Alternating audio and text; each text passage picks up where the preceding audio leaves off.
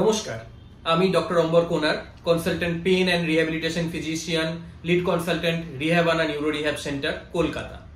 আজ 5 September world spinal cord injury day. Spinal cord injury বা মেরুদণ্ডে আঘাতের ফলে সুষুম্নাকাণ্ড আঘাত পাওয়ার ফলে অধিকাংশ মানুষ 4 হাত পা অথবা 2 পায়ে দুর্বলতা অনুভব করেন, জীবন তছনছ হয়ে যায়। এই স্পাইনাল কর্ড ইনজুরির পরেই কিন্তু জীবন শেষ হয়ে যায় না।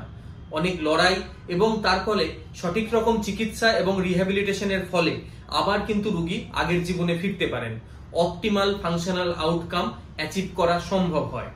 এখন অনেক রকমের উন্নত চিকিৎসা শুরু হয়ে গেছে, যেমন রোবোটিক্স বা বিভিন্ন অত্যাধুনিক টেকনোলজি, যার ফলে এবং বিভিন্ন ধরনের অত্যাধুনিক হুইল চেয়ার্স, যার ফলে জীবন কিন্তু অনেকটা সহজ হচ্ছে এবং অনেক স্পাইনাল কর্ড ইনজুরি আজকাল নর্মাল জীবনে বা কর্মজীবনে ফিরতে পাচ্ছেন।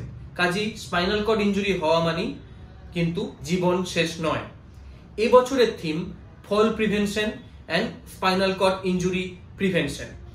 এই ফল প্রিভেনশন মানে হঠাৎ করে পড়ে যাওয়া, বা যেরকম অনেক জেরিয়াট্রিক পপুলেশনের ক্ষেত্রে আমরা বয়স্ক মানুষদের ক্ষেত্রে দেখি যাদের অনেক ক্ষেত্রে ব্যালেন্সের সমস্যা থাকে, তাদের হাড় দুর্বল হওয়ার কারণে একটা ছোট পড়ে যাওয়াতেই কিন্তু স্পাইনাল কর্ড ইনজুরি হতে পারে এবং তার ফলও মারাত্মক হয়।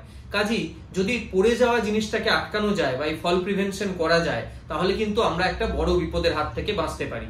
এর জন্য ঘরে প্রপার লাইটিং, মেঝে অপরিষ্কার না রাখা, মেঝে পিছল না রাখা, কিছু হ্যান্ডরেল বা হাতল ধরার ব্যবস্থা করা, এইগুলো করা যেমন দরকার, ঠিক তেমন বোনের পুষ্টি বা ক্যালসিয়াম জাতীয় খাবার খাওয়া, নিয়মিত টাইমে ডাক্তারের অ্যাডভাইস মতো হাড়ের ঘনত্ব পরীক্ষা করা এবং সেগুলোকে ধীরে ধীরে বাড়ানোর চেষ্টা, এই ট্রিটমেন্টগুলো জরুরি। কাজেই ফল প্রিভেনশন সব থেকে ভালো উপায় এই পড়ে যাওয়ার ফলে স্পাইনাল কর্ড ইনজুরি থেকে আঘাত পাওয়ার জন্য। ভালো থাকবেন, দেখা হচ্ছে পরের এপিসোডে।